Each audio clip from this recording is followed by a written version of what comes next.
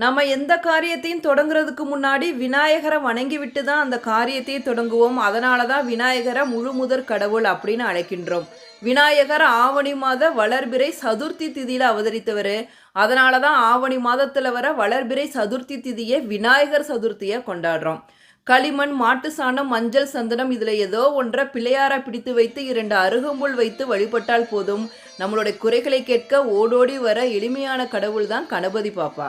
இந்த வருஷம் சதுர்த்தி திதி ஆகஸ்ட் 26 செவ்வாய்க்கிழமை மதியம் 2:22 மணிக்கு துவங்கி ஆகஸ்ட் 27 புதன்கிழமை மதியம் 3:52 மணிக்கு நிறைவடையுது. அதனால விநாயகர் சதுர்த்தி வழிபாட ஆகஸ்ட் 27 புதன்கிழமை மதியம் 4 மணிக்குள்ள நிறைவு செய்கிறது சிறப்பு. ஆகஸ்ட் 26 செவ்வாய்க்கிழமை விநாயகர் சிலை வாங்க உகந்த நேரத்தை பார்க்கலாம். மாலை 4:50 மணி முதல் 5:50 மணி வரை. அதுக்கப்புறம் மாலை 6:30 மணி முதல் 8:30 மணிக்குள்ள